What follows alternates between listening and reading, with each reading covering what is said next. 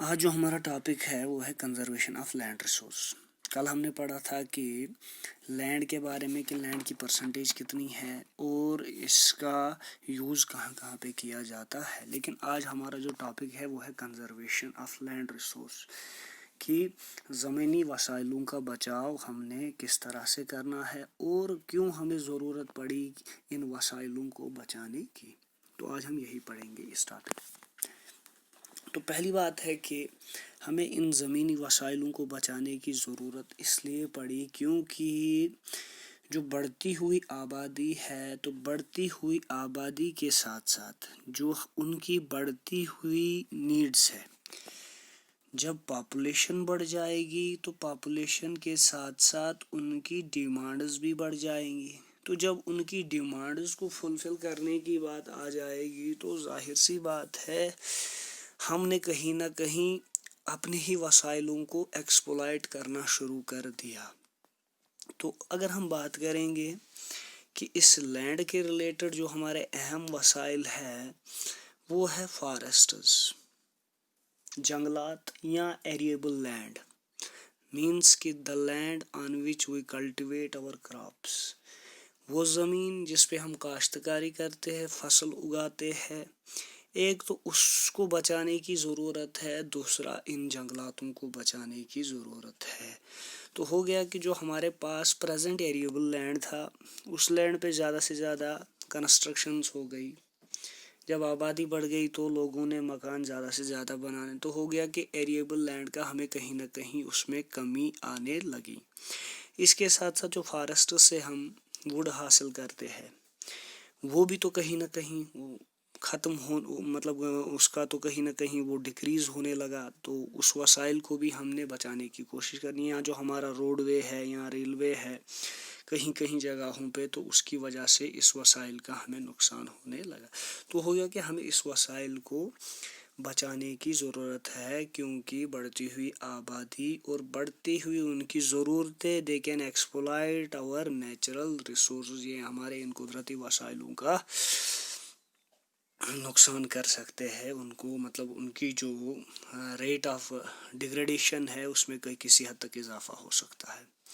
तो अब हमने देखना है कि अगर हमने इन्हीं वसाइलों को, ज़मीनी वसाइलों को बचाना है, तो ज़मीनी वसाइलों को बचाने के लिए किन किन मेथड्स का हमने इस्तेमाल करना है, किन किन मेथड्स को हमने अपनाना है, तब जाके हम इस ज़मीन को बचा सकेंगे, इन फॉरेस्ट्स को बचा सकेंगे। पहली बात है कि हम पहले शुरुआत करेंगे एफॉरेस्ट्रेशन से, that means to plant more and more trees, कि हमने ज़्यादा से ज़्यादा पेड़ पौधे लगाने हैं। तो जब हम पेड़ पौधे लगाएंगे, एक तो जंगलात में भी इजाफा हो जाएगा, दूसरा क्या है कि हमारी लैंड डिग्रेडेशन कम हो जाएगी, क्योंकि the roots of the trees can uphold the land, वो इस ज़मीन को अपने साथ मजबूती के साथ पकड़ के रखते हैं, जिसकी वजह से बारिशों के दौरान हमारा जो इरोजन है, हमारी जो डिग्रेडेशन है, उसमें उस रफ्तार में किसी हद तक कमी आ सकती है।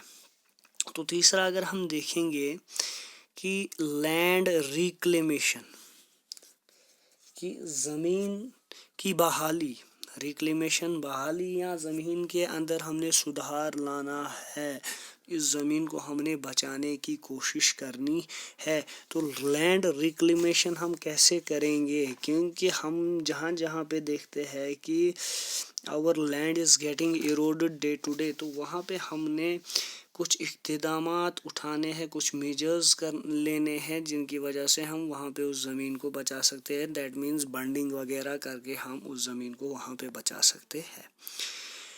और जो अगली बात है कि हम इस ज़मीन के ऊपर जहाँ जहाँ पे हमारा सॉइल प्रोफाइल है, कल्टीवेबल लैंड है, एरिएबल लैंड है, तो वहाँ वहाँ पे हमने केमिकल फर्टिलाइज़र्स का मतलब इस्तेमाल करना शुरू कर दिया। तो हमने केमिकल फर्टिलाइज़र्स का इस्तेमाल करना है, लेकिन किसी हद तक कम करना है, कम पैमाने पे करना है, ज़्यादा नहीं करना है।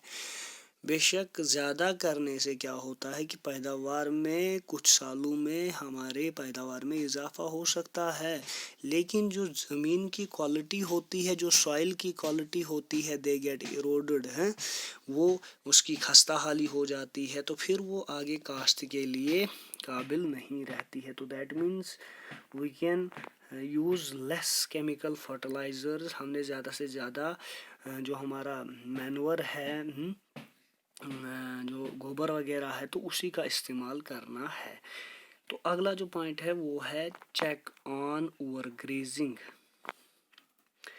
ओवरग्रेजिंग जो है उस पे भी हमने नज़र रखनी है कि जहाँ जहाँ पे हमारे ग्रासलैंड्स है, हिली एरियाज़ में, हिली ट्रैक्टर्स में जो जानवर मतलब घास चरते हैं, तो बारिशों के दौरान हमने उन जानवरों को परहेज़ करना है उधर जाने से। क्योंकि जो ग्रेजिंग की वजह से, जो बारिश की वजह से जो मिट्टी होती है, दे कैन लूज, वो वहाँ पे ढीली पड़ जाती है। तो जब बारी जानवर का पैर उस ज़मीन के ऊपर, उस मिट्टी के ऊपर वहाँ पे पड़ जाता है, तो वो पैर उतले खिसक जाती है, जिसकी वजह से फिर वहीं से इरोजन की शुरुआत हो जाती है। तो हो गया कि हमने इस ओवरग्रेजिंग को भी कम करना है, तब जाके हमारी ज़मीन जो है वो बच सकती है, वो कंजर्व हो सकती है।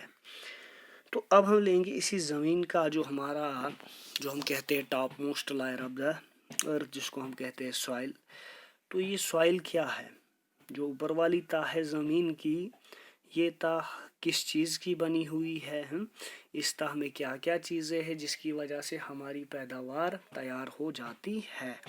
तो जो सॉइल है ये ग्रेनी सबस्टेंस लायर होती है ज़मीन की, जिसमें फर्टिलिटी होती है, ह्यूमस होता है, ऑर्गेनिक मैटर होता है, वेदर्ड रॉक होता है, तो जिसकी वजह से ये ज़मीन ज़रखेज़ बन जाती है। तो यही मिट्टी, यही सॉइल किसके साथ लिंक्ड है? लैंड के साथ। अगर हम सॉइल को थोड़ा बहुत खुदाई करेंगे तो नीचे से फिर से वही ज़मीन निकलेगी। कौन सी ज़मीन निकलेगी नीचे से? जो हम कहते हैं टॉप मोस्ट लायर, हम कहेंगे कि ये मतलब फर्टाइल सॉइल है। तो उसके बाद अगर हम देखेंगे सब सॉइल, वहाँ से तो सैंड और सिल्ट निकलेगा, क्ले भी निकलेगा, लेकिन उसके बाद अगर हम उससे भी नीचे जाएंगे, वेदर्ड रॉक मिलेगी, बड़े बड़े पत्थर मिलेंगे। लेकिन अगर हम उससे भी नीचे जाएंगे तो दैट मीन्स वहाँ से फिर पेरेंट रॉक मिलेगा कि आखिर इसके नीचे कौन सी चट्टान है। तो हो गया कि सॉइल की जो टॉप मोस्ट लायर होती है वही सूटेबल होती है फॉर कल्टीवेशन पर्पस के लिए। तो इसके साथ साथ अगर हम देखेंगे इसी सॉइल में, जिसकी वजह से ये फर्टाइल बन जाती है, तो इसमें ऑर्गेनिक मैटर होता है, मिनरल कंटेंट होता है, इसके साथ साथ वेदर्ड रॉक होता है। वेदर्ड रॉक मीन्स जो चट्टान का टूटा हुआ चूरा है, जो रेत के ज़र्रे होते हैं, वो भी इसके साथ होते हैं। तो अब हमने देखना है कि जो सॉइल की फॉर्मेशन होती है वो कैसे हो जाती है, ये सॉइल वजूद में कैसे आ जाती है। तो सॉइल अगर हम वजूद में देखेंगे किस तरह से आती है, तो ये वेदरिंग के ज़रिए ही वजूद में आ जाती है। ये भी हम आगे पढ़ेंगे कि वेदरिंग किस तरह से होती है और सॉइल कैसे बन जाती है। पहले हम देखेंगे प्रोफाइल ऑफ द सॉइल। हम कहते हैं कि जो टॉप मोस्ट लायर है अर्थ की, जो हम कहते हैं कि टॉप सॉइल, तो इस टॉप सॉइल में क्या क्या होता है? ऊपर वाली जो तह है उस तह में क्या होता है? उसमें होता है ह्यूमस और होता है organic matter. Organic matter means dead and decade organisms which were mixed with the clay, जो मिट्टी के साथ मिल जाते हैं तो वही कहलाता है फिर ऑर्गेनिक मैटर। तो हम कहते हैं कि ह्यूमस में क्या आता है? फ्लोरा का भी आता है, फाना का भी आता है, या हम कहेंगे डेड एंड डिकेड है, जो घास फूस होती है वो भी जब डीके हो जाती है तो वो भी उसी मिट्टी के साथ मिल जाती है। तो ये इस टॉप लायर में होता है, top most layer of the soil में। फिर अगर हम सब सॉइल की बात करेंगे, दूसरी वाली परत की बात करेंगे, तो इसमें क्या क्या आता है? इसमें आता है सैंड आता है, सिल्ट आता है, क्ले आता है। तो हो गया कि इसमें आपको ऑर्गेनिक जो मैटर है वो कम मिलेगा, ह्यूमस कम मिलेगा। तो इसके नीचे जो वाली तह आती है तो वो आती है वेदर्ड रॉक मटेरियल। तो इसमें जो मटेरियल होता है दैट मीन्स अगर इसके नीचे बड़े बड़े कंकर है, क्या ये कंकर सख्त है या क्या ये कंकर थोड़े बहुत नरम है। कंकरों में किस्में होती है, एक हम देखते हैं कि जो हमारे पहाड़ों से चट्टानें निकलती है, उन चट्टानों में भी कुछ सॉफ्ट रॉक्स होते, कुछ हार्ड रॉक्स होते। फिर अगर हम उसके बजाय लेंगे जो रिवर बेड्स पे हमारी जो रॉक्स होती है वो उनसे कहीं ज़्यादा सख्त होती है। तो देखना है कि यहाँ पे किस तरह का वेदर्ड रॉक मटेरियल है। तो फिर जो नीचे सबसे नीचे अगर हम कहेंगे कि ये किस रॉक का बना है, क्या ये इग्नियस है, इसका जो पेरेंट रॉक है, क्या है इग्नियस है नीचे, क्या है मेटामॉर्फिक है, क्या है सेडिमेंट्री है। तो ये कौन सी रॉक है इसके नीचे, तो that is the profile of the soil, ये सॉइल की प्रोफाइल है। तो अब हम आगे देखेंगे कि जो सॉइल है इसकी फॉर्मेशन कैसे होती है, कि सॉइल वजूद में कैसे आता है। तो अगर हम देखेंगे कि सॉइल फार्मेशन के लिए there were several factor responsible for the formation of soil, लेकिन मेजर अगर हम देखेंगे मेजर दो ही फैक्टर है जो रेस्पॉन्सिबल है किसके, सॉइल फार्मेशन के। एक तो पेरेंट रॉक है, पेरेंट रॉक मटेरियल है, और दूसरा है क्लाइमेट। यही दो जो चीज़ें हैं यही रेस्पॉन्सिबल है सबसे ज़्यादा किसको, सॉइल को बनाने में। तो पेरेंट रॉक में क्या आता है, फर्स्ट ऑफ ऑल आता है इसमें determine the colour, texture, chemical properties, और आता है मिनरल कंटेंट, कि इसमें ये जो चीज़ें हैं किस किस तरह की है, कि जो पेरेंट रॉक है उसका रंग कैसा है, उसकी केमिकल प्रॉपर्टीज़ कैसी है, और उस रॉक में कौन सा मिनरल किस मिकदार में है। तो that is the parent rock, कि जहाँ जहाँ पे ये सॉइल की फॉर्मेशन हो जाएगी, जिन पहाड़ों से ये नीचे मिट्टी आ जाएगी, कंकर आ जाएंगे, तो देखना है कि वहाँ पे इस सॉइल की फॉर्मेशन कैसे होती है। तो दूसरा है क्लाइमेट।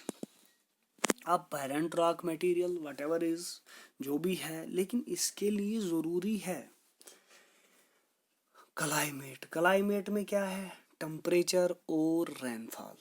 तो जाहिर सी बात है ये दोनों चीज़ें, high temperature as well as rainfall is essential for the soil formation. अब देखो जो टेम्परेचर ज़्यादा सख्त होता है तो जो रॉक होती है, रॉक के अंदर जो क्रैक्स पड़ जाते हैं, जब ज़्यादा धूप होती है तो धूप होने के बाद कुछ बारिशें आ जाती है, तो वो बारिशों का जो पानी होता है रॉक के चट्टान के उन छोटी छोटे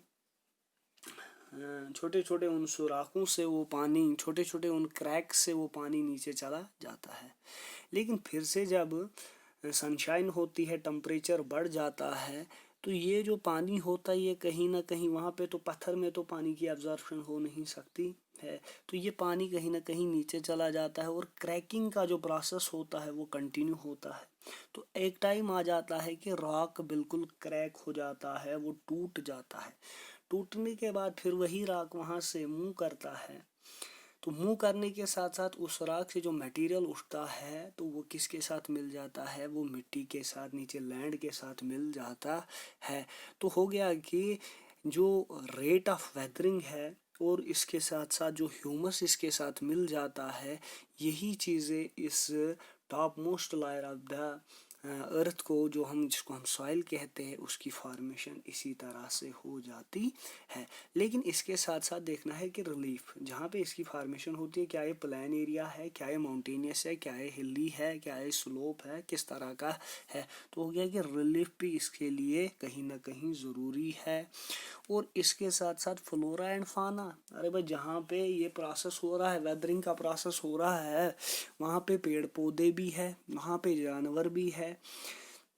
जिन जानवरों का dead and decayed material mix up हो जाएगा इस मिट्टी के साथ, या जो फ्लोरा जो प्लांट हम कहेंगे, प्लांट जो स्पीशीज़ है, when they decay and they also gets added, they also gets mixed with the soil, वो भी ज़मीन के साथ कहीं ना कहीं जब वो डेड हो जाते हैं तो वो इसी के साथ मिल जाते हैं। और इसके साथ साथ टाइम टेकन, कितना वक्त लग जाता है, जितना जितना ज़्यादा वक्त लग जाएगा that means the thickness of the soil जो है वो उतनी ही तह मोटी होगी, जितना टाइम वहाँ पे उसको लगा होगा रिक्लेमेट होने में, रिक्लेमेशन का प्रोसेस जो है वो मुकम्मल होने में। तो इसके लिए जो टाइम है, जो वक्त लगा होगा, अगर कम वक्त में तैयार हो गया होगा तो दैट मीन्स वो top layer of the soil जो होगी वो थिन होगी। अगर ज़्यादा लग गया होगा तो वो थिक हो सकती है। तो these are the factors responsible for the soil formation. इन्हीं फैक्टर्स की बदौलत हमारी इस ज़मीन, हमारी इस मिट्टी की जो मतलब तैयारी, मिट्टी की जो तैयारी है, मिट्टी जो बन जाती है वो इन्हीं प्रोसेस से हो जाती है। तो जो इसका बेसिक है फैक्टर रिस्पॉन्सिबल है वो है वेदरिंग। तो वेदरिंग जो होती है वो पेरेंट रॉक पे होती है, चट्टानों पे होती है। तो चट्टानों पे जब होती है तो उसके लिए दो चीज़ें ज़रूरत, क्लाइमेटिक के दो पहलू ज़रूरी है, वो है रेनफॉल एंड टेम्परेचर, जो इस सॉइल को फॉर्मेट होने में मदद करते हैं। तो कल हम देखेंगे कि degradation of soil and conservation measures. अब इसी मिट्टी की खस्ता हाली होती है तो इस मिट्टी को हमें बचाने के लिए किस तरह के स्टेप्स लेने होंगे, किस तरह के प्रिकॉशंस लेने होंगे, तो हम कल इंशाल्लाह नेक्स्ट लेक्चर में पढ़ेंगे।